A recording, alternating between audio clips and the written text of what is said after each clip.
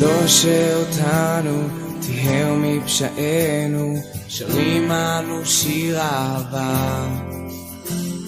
תיקן את דרכינו, ריפא את נפשנו, גילה לנו את פני האב. ועתה בואו אליו, נישא את קולנו. Shabbat Shalom.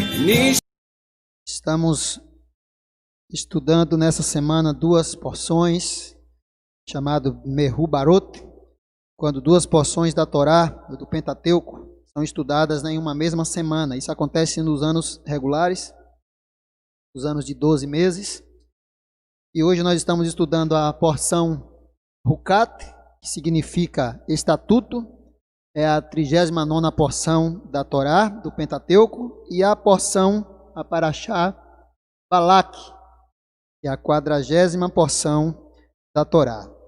Como nós não temos tempo suficiente para abordar os pontos principais das duas parashot, eu escolhi uma para abordar mais profundamente, e nós vamos abordar nessa manhã, mais precisamente, a Parashá Hukat, estatuto.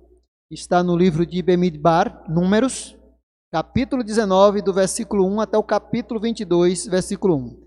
A porção dos profetas, a Haftarah, que é estudada referente a essa Parashá, é Juízes, capítulo 11, versículo de 1 a 33, Lucas, capítulo 21, versículo 1 ao 38, e a Parashá Balak, que está em Números, Bemidbar, capítulo 22, do versículo 2 ao capítulo 25, versículo 9. A Haftarah, porção dos profetas, é Miqueias, capítulo 5, versículo 6 até o capítulo 6, versículo 8, e Lucas, capítulo 22, o capítulo inteiro, capítulo 22, segundo o rito da sinagoga Har Sion, lá de Belo Horizonte, a quem nós seguimos o rito. Vamos fazer uma breve oração. Adonai, nosso Pai, em nome de Yeshua, nos abençoe, nos dê direção, para que possamos compreender cada vez mais a Tua instrução, a Torá divina, que ela é, Pai, o caminho que a humanidade deve andar, embora muitos não deem atenção a ela, mas é o caminho perfeito que o Senhor deixou para nós. E nessa hora, juntos, nós queremos estudar um pouco mais a Tua palavra para entender a Tua vontade para conosco, para que possamos viver melhor nesse mundo, viver melhor para Ti. E nós pedimos isso em nome daquele que é o maior intérprete da Torá, Yeshua HaMashiach. Amém. Amém. Essa Parashá Hukat, ela aborda os pontos principais que ela aborda. O ponto principal, vamos assim dizer, é a famosa novilha vermelha, a Pará Adumá. Eu vou falar um pouco dela, é o ponto que eu escolhi para abordar hoje. Não gosto muito de falar, quando eu ministro a Parashá, aqueles pontos principais que já são normalmente comentados, né? Mas nessa foi o que me senti movido para comentar. Foi exatamente a Pará Adumá, a novilha vermelha. Mas essa Parashá também ela aborda a morte de Miriam, a irmã de Moisés e Arão. Edom nega passagem aos israelitas. Os israelitas queriam passar por ali para poder chegar à terra prometida e Edom negou passagem. Fala também da morte de Arão e das primeiras guerras que Israel travou antes de atravessar o Jordão e entrar na terra prometida propriamente dita. Ali eles guerrearam contra o rei de Bazã, contra os cananeus, os amoreus, e começou ali já gigantes serem vencidos, e tem histórias interessantes nesses episódios aí, e que essa Parashá aborda. Vamos continuar, vamos abordar agora o estatuto da novilha vermelha, da Pará Adumá. Eu vou fazer uma rápida leitura do capítulo 19, Bemidbar, Números, capítulo 19, versículo de 1 a 10.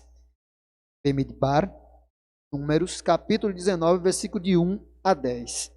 Que algumas coisas me chamou a atenção quando eu estava lendo esse texto essa semana. Que a gente sempre lê Quem estuda a Torá, a Bíblia como um todo, já deve ter percebido isso, que é interessante, às vezes você lê o mesmo texto diversas vezes, mas chega um determinado dia que você lê e parece que algo diferente salta aos olhos, como se fosse algo que estava ali e você ainda não tinha visto.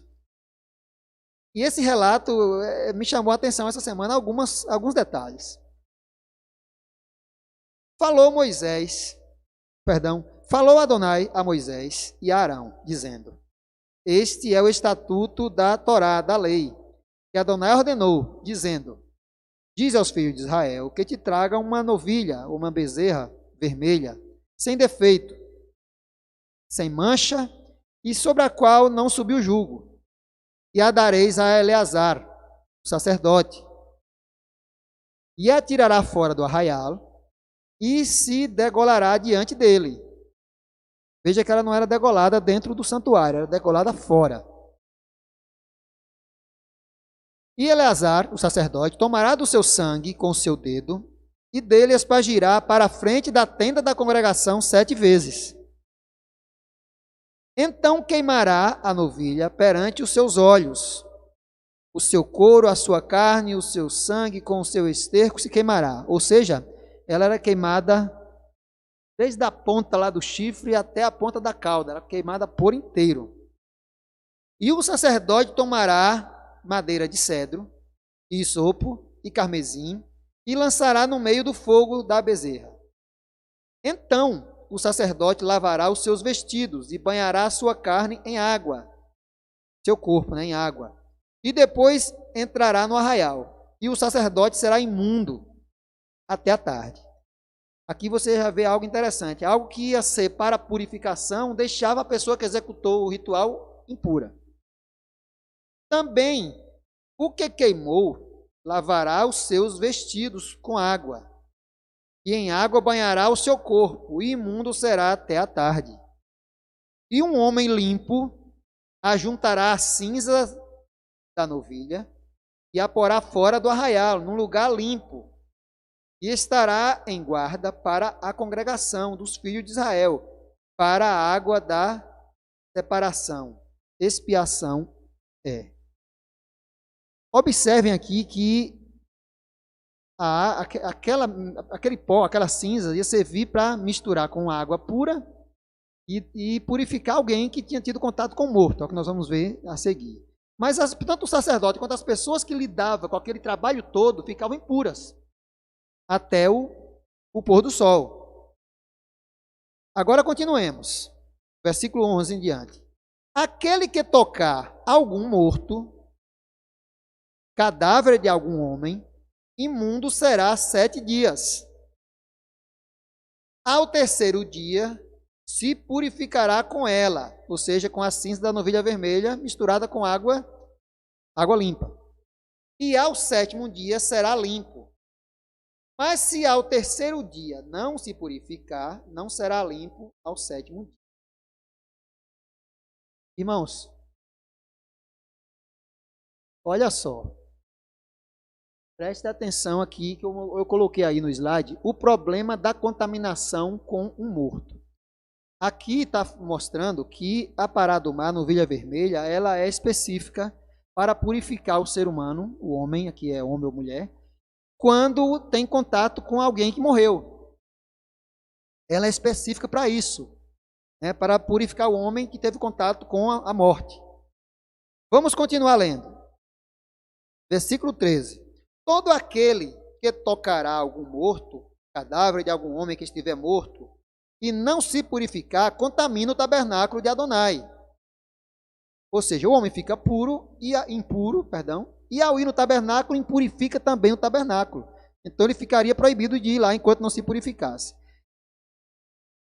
E aquela alma a quem não se purificar será extirpada, ou seja, arrancada de Israel. Porque a água da separação não foi espargida sobre ele, imundo será. Está nele ainda a sua imundícia, ou seja, preste atenção nesses detalhes. Enquanto aquela mistura da água pura com a cinza da novilha vermelha não for aspergida sobre a pessoa que ficou impura por contato com o morto, enquanto ela não receber aquela aquela água, não foi espargida sobre ela aquela água, ela continuará impura. Esta é a Torá, esta é a lei. Quando morrer algum homem em alguma tenda, todo aquele que entrar naquela tenda e todo aquele que estiver naquela tenda será imundo 7 dias. Ou seja, quando você vai no chamado velório, né? Que hoje se chama de velório, chorar um morto, parente, seja quem for, todos que entram naquele ambiente ficam impuros. Não é só o fato de tocar, basta entrar naquele ambiente, aqui está dizendo que fica impuro. E todo aquele, versículo 16, e todo aquele que sobre a face do campo tocar alguém que for morto pela espada, ou morto, ou aos ossos de algum homem, ou alguma sepultura, será imundo 7 dias. Para um imundo, pois, tomarão do pó da queima da expiação, ou seja, da queima da novilha vermelha, e sobre ela porão água viva num vaso. Água viva, gente, é água potável, água pura, água doce, pronta para beber, para uso. E um homem limpo tomará esopo e molhará naquela água, e a espargirá sobre aquela tenda e sobre todo aquele, e sobre as almas que ali estiverem, como também sobre aquele que tocar os ossos, ou alguém que foi morto, ou tocou alguém que foi morto, ou que faleceu, ou alguma sepultura. E o limpo, ao terceiro e sétimo dia, espargirá sobre o imundo. Ou seja, alguém que está limpo, que não teve contato com o morto, vai pegar no terceiro dia que aquela pessoa está impura, vai espargir água sobre aquela pessoa que está imunda, e no sétimo dia vai repetir o ritual e a pessoa vai ficar limpa. E ao sétimo dia purificará, e lavará os seus vestidos, e se banhará na água, e à tarde será limpo. Ou seja, quando completar o ciclo de 7 dias. Versículo 20. Porém, o que for imundo e não se purificar, a tal alma do meio da congregação será extirpada, porquanto contaminou o santuário de Adonai. A água de separação, ou seja, a água de santidade, sobre ele não foi espargido. Imundo é, ou seja, imundo continua.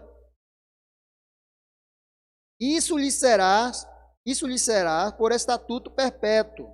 E o que espargir a água da separação lavará os seus vestidos. E o que tocar a água da separação será imundo até a tarde. Gente, olha que coisa interessante. Presta atenção nesses detalhes. Que o que tocar a água da separação será imundo até a tarde.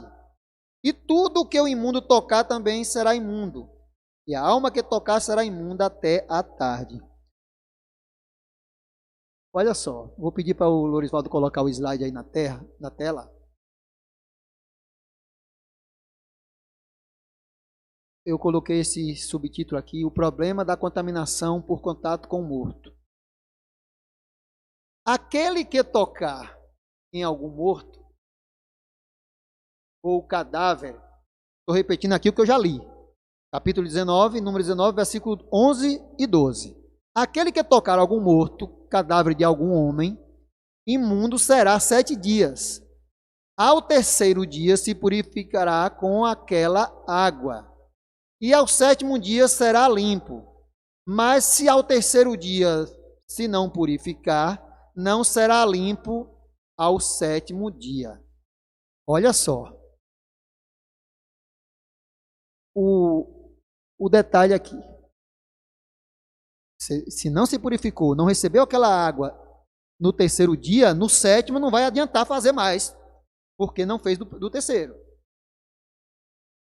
Versículo 20. Porém, o que foi imundo, e se não purificar no meio da congregação, eu estou repetindo os textos,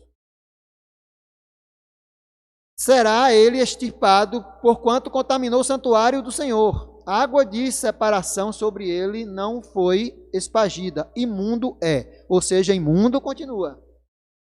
Versículo 21. Isso lhe será por estatuto perpétuo, ou seja, vai valer enquanto existir aqui essa realidade que nós vivemos, está valendo.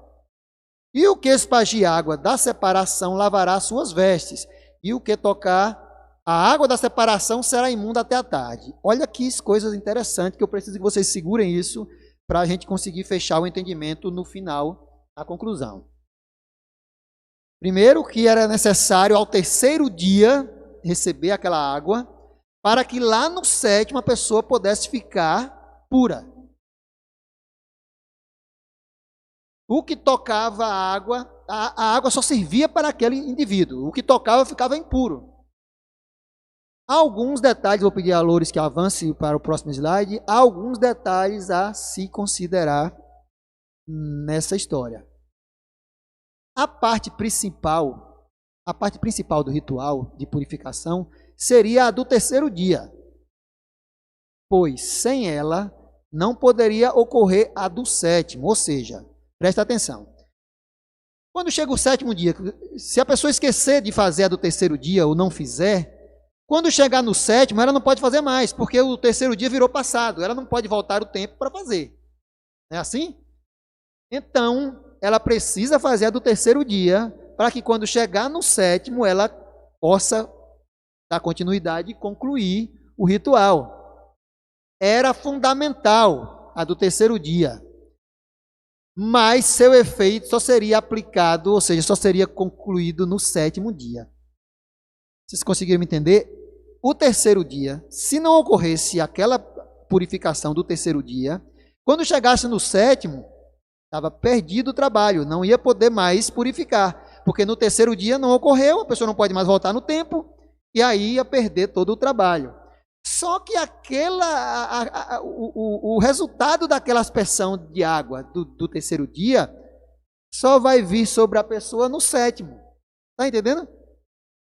Faz lá, continua impura, quando chega no sétimo, repete, e aí a pessoa fica pura. É um negócio interessante. Outro detalhe aqui a ser analisado. A água purificadora, que era a mistura das cinzas com a água pura, com a água viva, né, como eles chamam, só tinha eficiência sobre o imundo que recebia. Isso é um detalhe interessante, presta atenção. Para o limpo, que aplicava água, que espargia água, não tinha poder nenhum de purificação, pelo contrário, impurificava. Não é interessante? A pessoa que aspergia água sobre o que estava impuro, ela ficava impura. Aquela água só tinha o poder de purificar a pessoa que estava impura. Desde o processo lá da queima da novilha, do ajuntamento das cinzas, até o processo de aspersão da água sobre o imundo, todos que passam por esse processo ficam impuros. Inclusive agora na hora de espargir a água, fica impuro. Ela só purifica o imundo que a recebe. E além de só purificar, só ter poder sobre a pessoa que está impura, ainda tem um efeito contrário para aquele que está efetuando o ritual, purificando, aspergindo a água sobre o imundo. Ele ficava impuro também, por um período menor, que era só até o final do dia, até o pôr do sol, mas ficava. E o terceiro ponto interessante é que era esse ritual, o princípio que rege esse ritual todo, era para ser usado perpetuamente. Ou seja, ele continua valendo. Quem me ouve fica confuso. Ora, como assim continua valendo? Continua valendo. Não pode ser aplicado. Israel não faz isso desde que o templo foi tirado, desde que o Mishkan deixou de existir, desde que o sacerdócio deixou de funcionar, que isso não se faz mais porque a circunstância não permite, lógico. Não tem sacerdote lá trabalhando no Mishkan para efetuar o ritual. Então isso não tem existido, mas continua, o mandamento continua valendo. Não pode ser aplicado devido às circunstâncias, mas não passou. Isso as pessoas precisam aprender a entender. Uma coisa é existir uma lei e essa lei não poder ser aplicada por circunstâncias diversas. Outra coisa é ela ter deixado de valer. São coisas diferentes. São coisas diferentes e é preciso se compreender isso. Mas vamos continuar. Embora não haja hoje, aqui que entra a questão que eu falei lá, o problema do contato com o morto. Embora não haja hoje um santuário real, ou seja, o Mishkan já há quase 2000 anos não existe, foi destruído, o santuário humano, o nosso corpo, continua ficando impuro quando entra em contato com o morto. Hoje, quando alguém em Israel, pelo menos em Israel, que é onde ficava o Mishkan, quando alguém fica impuro por um contato com alguém que morreu, ele não tem mais como contaminar o tabernáculo, porque não tem o tabernáculo para ele ir lá e contaminar. Mas concorda comigo que a pessoa vai continuar impura? O princípio continua o mesmo? Quando você continua em vigor de você não poder comer qualquer comida, por exemplo, porque ela não é própria. A mesma coisa é o princípio dessa lei. A pessoa que se contaminar lá em Israel, ela não pode entrar no Mishkan, porque não tem um Mishkan para ela entrar. Mas ela, a pessoa, vai continuar impura. O princípio é o mesmo. O morto, a pessoa que morre, vai continuar sendo uma fonte de contaminação para quem está vivo. Isso não mudou. Então o problema continua. Aí fica uma pergunta. Acompanhe comigo aí no slide essa pergunta. Por que Adonai deu um estatuto tão sério para uso perpétuo, mesmo sabendo que viria um longo período, no caso a diáspora, em que o povo não poderia praticá-lo? Será que Adonai não sabia que Israel ia passar pelo menos aí quase 2000 anos de diáspora, sem templo, até hoje, desde o ano 70 até hoje, sem templo, sem Mishkan, sem sacerdócio? Será que Adonai não sabia? Lógico que sabia. E por que ele deu esse mandamento tão sério? Por que eu digo sério? Porque o texto diz que ele é perpétuo, é para ser aplicado enquanto existir essa realidade que nós vivemos, ou seja, enquanto o Olam Rabá não chegar, essa é a realidade que nós vivemos. E tão sério porque ele diz que quem não praticasse esse ato de purificação seria extirpado do povo de Israel. Não se sabe exatamente como é esse extirpado, né? Não parece ser algo igual a ser morto, né? Mas seria cortado de alguma forma da comunidade de Israel, extirpado, arrancado. Muito provavelmente não existe uma discussão muito longa sobre isso, se era pela morte, se era pelo quê, mas seria arrancado, cortado da comunidade de Israel. Olha quanto é sério a questão. Hoje não se tem de acordo com o mandamento aqui da novilha vermelha, da parada do mar, não se tem como purificar a pessoa que tem contato com o morto. Mas todas as pessoas continuam tendo contato com o morto, porque morre gente o tempo todo. Morre um familiar, morre um amigo, morre um parente próximo e você tem que ter contato. E aí? Por que será que Adonai deu um estatuto tão sério, de modo perpétuo, mesmo sabendo que logo em seguida as pessoas não poderiam praticá-lo? E que a Torá, sendo eterna, ela continuaria valendo sem que as pessoas pudessem aplicar esse mandamento? O que há por trás disso? Como explicar isso? Aí eu acredito que a resposta está aqui, dada pelo próprio Adonai. E é o ponto por isso que me tocou ontem para abordar esse ponto da Paraxá, que é o que eu não gosto de abordar, porque é muito falado, todas as vezes que se ministra um Paraxot pelo mundo, sempre essa Paraxá é sempre esse ponto que se aborda, mas esse me senti na necessidade de falar de novo. A meu ver, a resposta vem dele mesmo, que está aqui, Devarim, Deuteronômio, capítulo 18, versículo 15 e versículo 18 e 19. Vamos ler junto. O Senhor teu Deus te levantará um profeta do meio de ti, de teus irmãos, como eu. A ele ouvireis. Isso Moisés falando. Presta atenção. Aqui em Devarim, Moisés está só, lembrem que Moisés está só relembrando ao povo as palavras de Adonai, que Adonai já havia falado. E Moisés está aqui de novo lançando ao povo, relembrando. Aí Moisés relembra ao povo: ó Adonai, Adonai falou isso aqui. Lembram? Quando vocês temeram lá o monte em fogo, e vocês temeram e pediram que levantasse alguém para falar por ele, para que vocês não morressem. E aí Adonai deu essa orientação e Moisés está repetindo. Não está em outro lugar essa passagem, mas fica claro que Moisés ouviu isso antes, aqui está lembrando ao povo, e escreveu nesse momento, em Devarim 18. Aí, olha só esse detalhe, do meio de ti, ou seja, do meio dos filhos de Israel, como eu, ou seja, semelhante a Moisés. Moisés foi o quê? Um legislador. Moisés era alguém que tinha contato direto com Adonai, ele ia buscar na fonte a informação. Moisés não precisava de interpretação de ninguém, ele ia buscar na fonte, direto de Adonai. Ou seja, a informação mais correta que se tinha ali era a de Moisés, e assim é até hoje para Israel. Por isso que todos nós seguimos a Torá, porque Moisés é para nós uma fonte confiável. E Moisés diz que Adonai levantaria um profeta do meio de ti, ou seja, do meio de Israel, semelhante a ele. E olha o que ele diz: a ele ouvireis. Versículo 18: e lhe suscitarei, ele repetindo as palavras de Adonai, e lhe suscitarei um profeta do meio de seus irmãos, como tu, aqui Moisés dizendo que Adonai falou isso, como tu, como Moisés, e porei as minhas palavras na sua boca. E ele lhes falará tudo o que eu ordenar. Ou seja, esse profeta que viria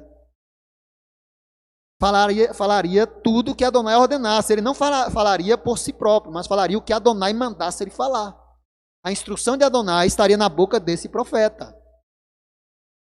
Agora, versículo 19. E será que qualquer que não ouvir as minhas palavras, isso Adonai falando, segundo Moisés, Adonai que tinha falado isso. E será que qualquer que não ouvir as minhas palavras, que ele, no caso esse profeta, falar em meu nome, eu o requererei dele, ou seja, daquela pessoa que não deu ouvido à palavra do profeta. E para não ficar nenhuma dúvida, eu coloquei aqui o texto em hebraico, para não, como alguns, eu já ouvi isso, alguns querem questionar que aqui ele está se referindo aos profetas que viriam depois, Yeshayahu, Irmeiahu e outros mais, né? Não é isso. O texto aqui usa a palavra Navi, no singular.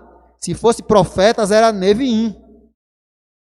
Aqui o texto em hebraico, você pode ver aí, ó, a primeira palavra, Nevi, ou Navi, né? Mekirebechá, no meio de ti, de teus irmãos, como eu. E aí segue, Yaquim, levantarás, Lechá para ti, Adonai, Elohecha, o Senhor teu Deus, levantará do meio de ti. A ele ouvireis, Elaiv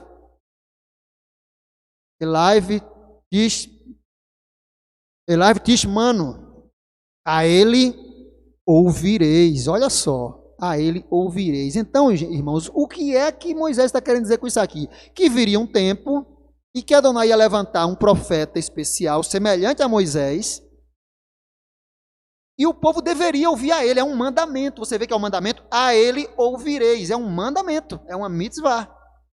A ele ouvireis. E se é um mandamento, quando você não ouve esse profeta, você transgride a Torá. Concordam comigo? Porque se você não ouve o profeta que a Torá disse que era para ouvir, você está transgredindo aquele mandamento. Então, quando não se ouve esse profeta, que Moisés disse que viria semelhante a ele, se transgride a Torá, se comete pecado. E esse profeta daria a instrução de como proceder. Aí aqui, meus irmãos, eu creio que está a resposta para essa questão. Fica a pergunta.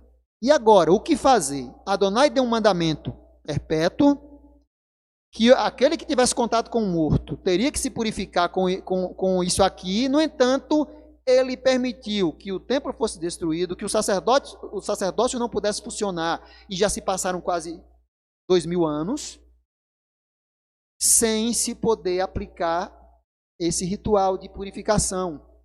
E agora, o que fazer? Aí Moisés responde: ouça o profeta, e tudo o que ele disser, dê ouvidos. tudo que ele orientar, dê ouvidos. Porque Adonai colocará suas palavras na boca dele. Sacode a cabeça que o sono passa.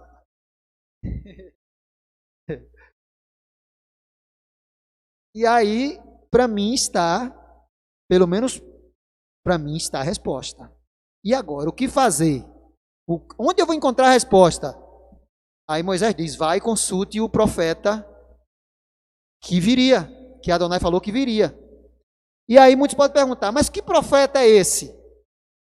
Você que me ouve, você não tem argumento para dizer que não sabe quem é ele, porque há quase 2000 anos, o mesmo tempo que tem, olha como Adonai é, na mesma época, em torno ali da mesma época que o Mishkan foi tirado, que o sacrifício foi impedido de acontecer, que o sacerdócio foi impedido de funcionar, Adonai vem e traz o profeta. Até mesmo um pouco antes disso acontecer, Adonai vem e traz o profeta, a Brit Hadashah inteira. Você que me ouve, você não tem argumento para dizer que não recebeu orientação a respeito de quem é esse profeta, porque existe, todos conhecem, existe um compêndio chamado Brit Hadashah, Novo Testamento, aonde Yeshua, o Messias Yeshua, e seus 12, seus discípulos, seus seguidores, diz que ele é esse profeta. O discípulo de Yeshua, o próprio Yeshua, toda a Brit Hadashah atesta que Yeshua é esse profeta. E não é um livrinho qualquer que você encontrou caído na rua, não. É um livro que foi escrito por israelitas, passou por diversas aprovações. É um livro que tem valor, é um livro confiável. Embora sabemos que houve, durante os séculos, tentativa de deturpação em suas traduções, mas está preservada ali a verdade que ele precisa mostrar. Você não tem argumento para dizer, ora, eu não sei quem é esse profeta, porque existe esse compêndio que mostra quem é ele. E quando você lê a Brit Hadashah com um olhar mais neutro, com um olhar focado na história, com um olhar focado na Torá, você identifica que ela não é um emaranhado de balela. Você identifica que ela tem base na Torá, ela contém a verdade. Então não há muito o que questionar. Assim que Adonai, as coisas começam a se preparar para que o templo seja arrancado, o sacerdócio seja impedido de funcionar, Adonai aí traz o quê? Traz o tal profeta que ia trazer as palavras de Adonai e dizer ao povo como proceder. E o povo deveria ouvir. O texto diz, Moisés fala, a ele ouvireis.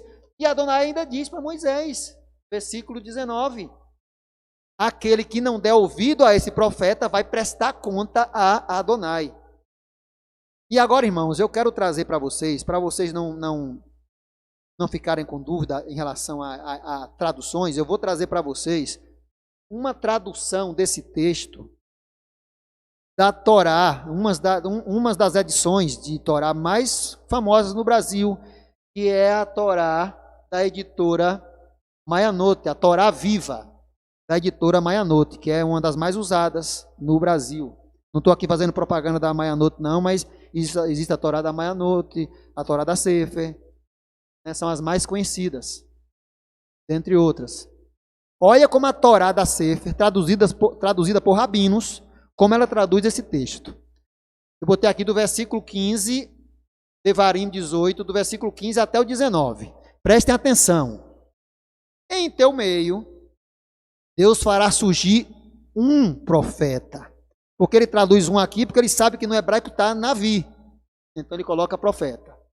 Deus fará surgir um profeta para ti, como eu, como Moisés, dentre os teus irmãos, e será ele que tu deves ouvir. Gente, olha que tradução fantástica. Será ele que tu deves ouvir.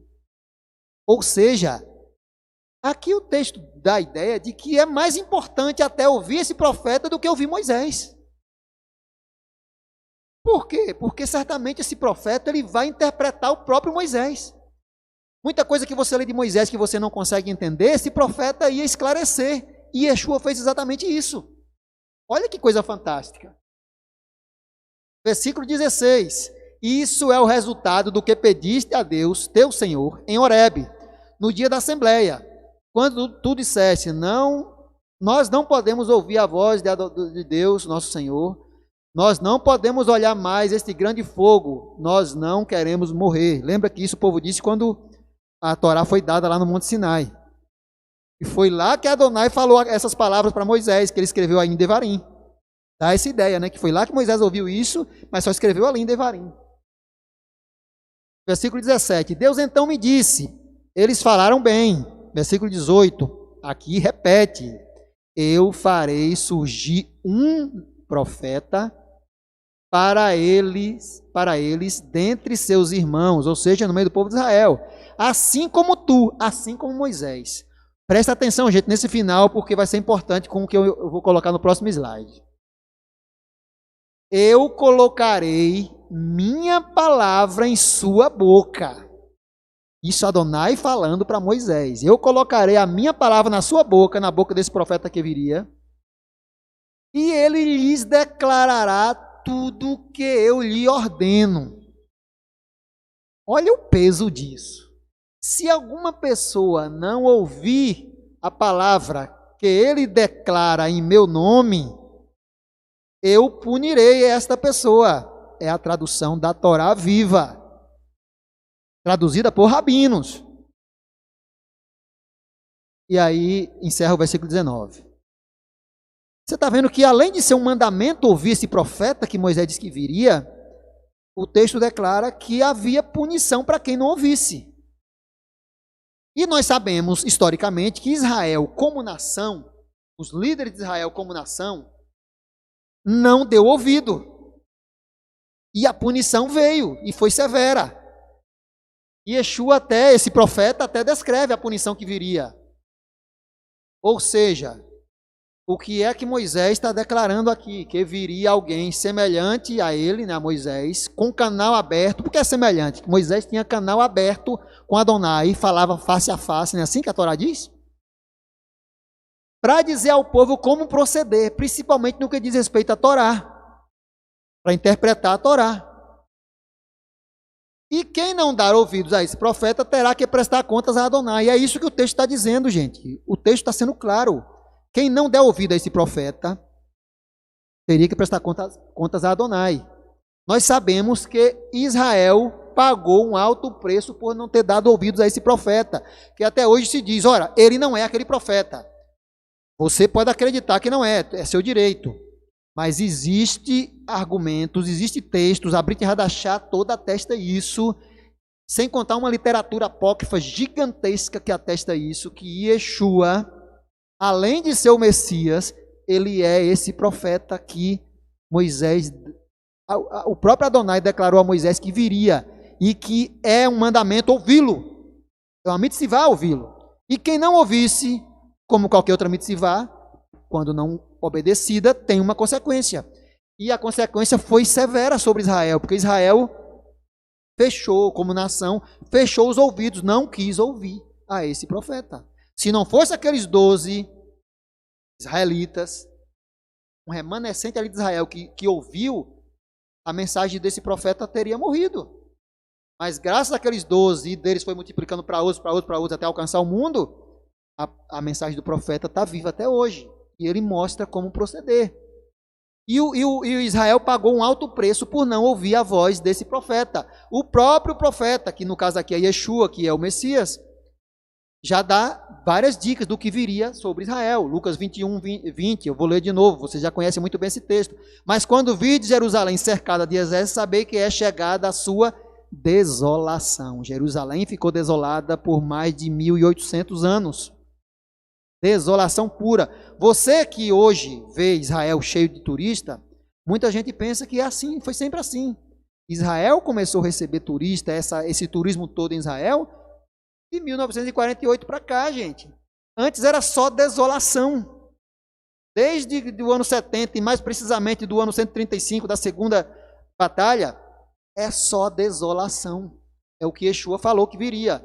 Então os que estiverem na Judéia fujam para os montes, os que estiverem no meio da cidade saiam, e os nos campos não entrem nela, porque dias de vingança são estes, Desde a Torá, Devarim fala disso, que viria dias de vingança de Adonai sobre esse povo, sobre o nosso povo.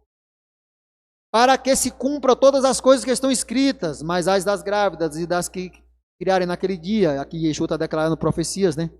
Dos profetas. Versículo seguinte: e cairão ao fio da espada, e para todas as nações serão levados cativos, e Jerusalém será pisada pelos gentios, até que os tempos dos gentios se completem.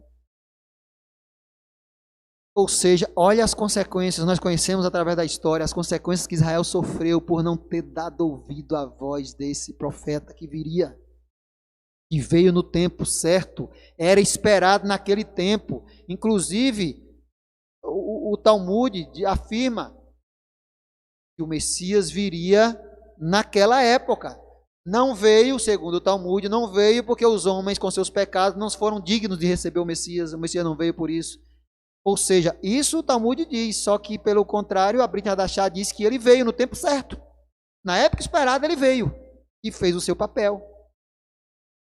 E aí vem a pergunta, ora, ele veio como Messias, mas ele tinha o papel de purificar? Ele era o sacrifício, ele fazia o papel da novilha vermelha para nos purificar? Aí é que está. Ele diz, Adonai diz, ouça ele. Em tudo que ele disser, porque ele vai ter as respostas para essas perguntas. E Zacarias já dá uma ideia, o profeta Zacarias já dá uma ideia. Lembra que Zacarias, após falar daquilo que olharão para aquele a quem transpassaram, chorarão como quem chora pelo primogênito, e vai declarando ali que você vê claramente que tem a ver com aquele episódio ali do que ocorreu com Yeshua. Aí mais na frente Zacarias vem e fala, capítulo 13, versículo 1, naquele dia haverá uma fonte aberta para a casa de Davi e para os habitantes de Jerusalém, para a purificação do pecado, veja que não só do pecado, mas da imundícia. Isso é interessante, porque a purificação do pecado e imundícia, nós sabemos que essa imundícia que a pessoa adquire por tocar um morto, ela chega a ser um pecado? Eu lhe pergunto, quando alguém da sua família morre e você tem que ir lá e fazer o sepultamento, que pecado você tem nisso? Você tem culpa dela morrer? Não. Mas ela morreu. Ou seja, nós vemos aqui que a imundícia e o pecado é tratado por Zacarias como coisas diferentes. E isso que Adonai está dizendo aqui por Zacarias, que haveria para o povo, o purificava do pecado e da imundícia, ou seja, coisas diferentes. Só que a imundícia, segundo a Torá, ela teria que ser tirada. Quando você não praticava o recurso que tinha para limpar a imundícia, aí virava pecado, porque você não cumpria o mandamento da novilha vermelha. Quando você não praticasse aquilo ali, a imundícia que não era um pecado, porque você não tinha culpa dele ter ocorrido, virava um pecado, porque você tinha algo à sua disposição e não praticou. Aí virava pecado. Mas quando você não praticou porque não tinha como praticar, porque não tinha mais condição de praticar. E agora? Aí entra o quê? Vamos ouvir o que o profeta que Adonai mandou diz a esse respeito. E aí eu não preciso citar nada da Brit Hadashah, não preciso citar nada de Yeshua, porque quem conhece a Brit Hadashah sabe que a Brit Hadashah toda, o chamado Novo Testamento todo, declara que Yeshua tem esse poder de purificar o homem dos seus pecados, do contato com o morto, restaurar o homem para tornar ele limpo, para ter direito ao Olam Rabá. Vocês sabem muito bem disso, que a Brit Hadashah, ela deixa isso bem claro, não há dúvida. Quem lê a Brit Hadashah sabe que Yeshua tem esse poder, foi dado a ele por Adonai esse poder de purificar o homem, de ser o Messias, o rei de Israel, e de purificar o homem do pecado, da imundícia, de tornar o homem limpo para ganhar o mundo vindouro, a vida, a salvação, que é um lugar no Olam Rabá. Não há dúvida disso. Então, você que me ouve e que porventura não crê em Yeshua como Messias, você fica numa situação delicada. Gente, hoje não crê em Yeshua, dentre o povo de Israel principalmente, não crê em Yeshua, é algo muito delicado, porque a Brit Hadashah, o próprio Yeshua atesta que ele é, além do Messias, esse profeta que viria e que teria que ser ouvido, porque não ouvi-lo é uma transgressão da própria Torá, é transgredir um mandamento de Adonai. Então você, israelita, nosso irmão, quando você não crê que Yeshua é o Messias, você está transgredindo a Torá, porque você não está obedecendo o mandamento lá de Devarim, capítulo 18, de ouvir o profeta. Ali é um mandamento impositivo, é determinado, você tem que ouvir ao profeta, você não está ouvindo, você está quebrando a Torá nesse ponto. E para piorar, você continua impuro, porque você não tem mais à sua disposição a novilha vermelha para lhe purificar. E esse profeta que viria, que a Torá diz que as palavras da Adonai estariam na boca dele, e ele diz que ele tem esse poder de lhe purificar. Ele é mais do que um Messias, ele é algo pleno, é algo completo. Ele purifica o seu povo, ele reina sobre um povo que foi dado a ele o direito de purificar para que ele reine sobre esse povo. E você não, além de não cumprir o mandamento da Torá, você ainda fica impuro porque você não tem a novilha vermelha para lhe purificar. E você não dando ouvido à voz desse profeta que ele diz que ele pode lhe tornar puro, você não ouve. Você não tem à sua disposição o mandamento da novilha vermelha para ser aplicado. Ele continua valendo, mas você não pode aplicá-lo. Então continua impuro. Você precisa do Messias. Você tem que dar ouvido a ele, porque a Torá diz que você precisa dar ouvido a ele. Gente, e agora eu quero comparar com vocês, para a gente encerrar, eu quero comparar com vocês o texto da Torá, Devarim, com o que Yeshua fala sobre a missão dele. Vamos voltar, vou pedir a Loures que volte rapidinho no texto da Torá, só para fixar na sua mente. Deus fará surgir um profeta para ti como eu, dentre os seus irmãos. Versículo 18. Eu farei surgir um profeta para eles, dentre seus irmãos, assim como eu. Ou seja, Adonai enviará, alguém. Eu colocarei a minha palavra em sua boca. Grave essas frases, gente, para vocês entenderem o que vem agora. Eu colocarei a minha palavra, Adonai falando, em sua boca, e ele lhes declarará tudo o que eu lhe ordeno. Agora preste atenção também nesse segundo ponto, versículo 19. É importante para que você entenda o que vem a seguir. Se alguma pessoa não ouvir a palavra que ele declara em meu nome, não é o profeta que vai punir, é Adonai que vai, não é assim que está claro aqui? Não é o profeta que vai punir, o profeta não tem poder aqui de punir, é Adonai que vai punir, porque vai pegar a palavra que ele declarou aqui, vai comparar com a pessoa que não praticou e vai punir. Agora veja o que Yeshua fala aqui. João 12, avance, Loures, para o último slide. João 12, Yohanan, João 12, versículo 47 ao 49. Olha o que Yeshua fala. Prestem atenção, olha a semelhança da narrativa. E se alguém ouvir as minhas palavras e não crer, eu não o julgo. Porque eu vim não para julgar o mundo, mas para salvar o mundo. Olha só, lá nós vimos que o profeta não tem o poder de castigar ninguém que não ouviu a voz dele. E Yeshua está dizendo aqui a mesma coisa.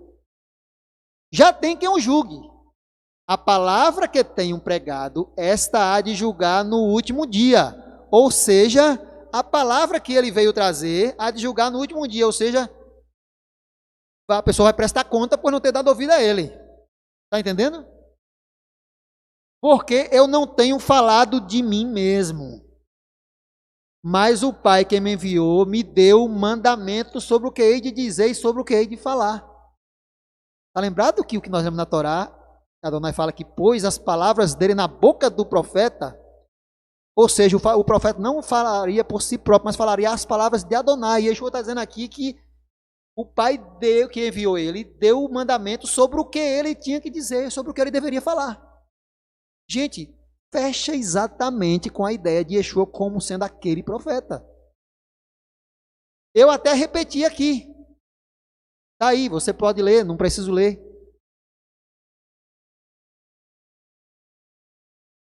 Devarim 15. Eis lhes suscitarei um profeta do meio de teus irmãos como eu, e porei as minhas palavras na sua boca. Repito, para enfatizar bem, para deixar bem claro.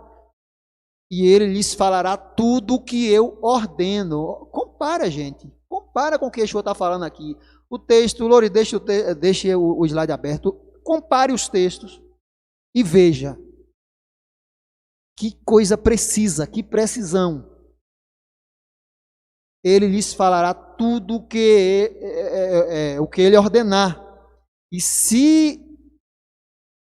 Aqui fica ruim de ler por causa da luz. E se qualquer não ouvir as minhas palavras que ele falar em meu nome, eu requererei dele, ou seja, da pessoa. O próprio Adonai, não é Yeshua. E Yeshua aqui diz exatamente que ele não vai julgar ninguém, porque ele não veio para julgar. Mas a mensagem que ele trouxe, e ele que se coloca como esse profeta, vai julgar.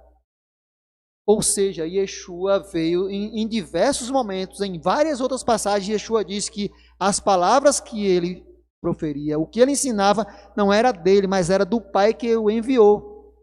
E ainda quando chega naquele momento, lá entrando em Jerusalém, vocês lembram disso, Yeshua diz que ouviu uma voz do céu, esse é meu filho amado, a ele ouvireis. Ou seja, confirmando novamente, Yeshua é esse profeta.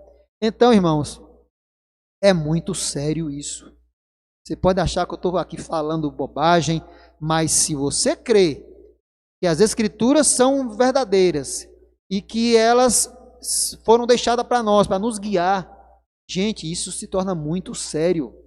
Não crer em Yeshua é uma transgressão da Torá, porque nós temos base suficiente que nos provam que Yeshua é esse profeta que a Torá prometeu que viria. E ele veio exatamente um pouco antes da época que o sacrifício foi tirado, a novilha vermelha não podia ser mais aplicada, o sacerdócio não podia mais funcionar. Aí Adonai vem e traz um pouco antes, nem depois, traz antes, alguns anos antes, o profeta que ia orientar o povo a como proceder.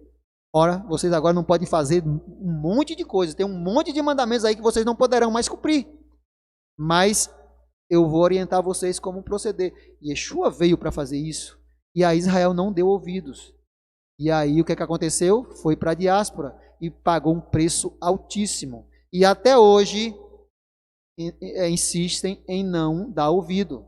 Eu fico muito triste quando eu acesso, por exemplo, o site da comunidade Aconib, que responde pelas comunidades do Brasil inteiro, e Yeshua não existe para eles. Não existe. Simplesmente não existe. As comunidades judaico-messiânicas é como se fossem falsas, não servem, não tem valor legal. Nós somos como alguém sem identidade. Gente, isso é muito triste. Você que tem tanto conhecimento, você pode olhar para mim aqui falando e dizendo, ó, quem é esse pobre aí que não sabe de nada, querendo me dar instrução? Analise essas questões. Não olhe para o que eu digo, olhe para as Escrituras e veja o que você vai fazer para se purificar. Porque como você vai se purificar de algo que é perpétuo, que lhe impurifica e que não há outro meio? Mas o Messias veio. Ele veio no tempo exato para mostrar o que fazer nessas questões que não parece não haver respostas. Ele veio para dar as respostas. A ele ouvireis. Não ouça a mim, ouça a ele. Que Adonai nos abençoe, nos guarde. Em nome dele, de Yeshua, quero lembrar os irmãos, convidá-los para logo mais às 17 horas, se Adonai permitir, nesse mesmo canal, estaremos dando continuidade ao estudo do livro do Apocalipse, Apocalipse de Yohanan, de João, das 17 às 18 horas, nesse canal, e na próxima quarta-feira, 8 de julho, às 20h30, teremos o nosso reencontro lá no mesmo canal, com mais um estudo bíblico para compartilhar com os irmãos. Que Adonai nos abençoe, nos guarde e nos conceda uma semana boa, um restante de semana perfeito, agradável, deleitoso, e tenha um restante de Shabat abençoado. Receba a bênção dele.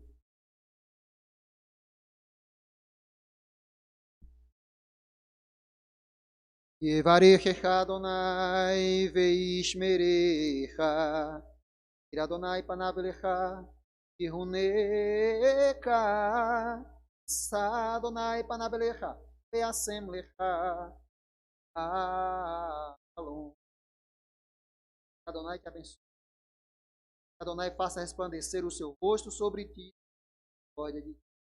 Que Adonai sobre ti levante o seu rosto e ponha em ti a paz.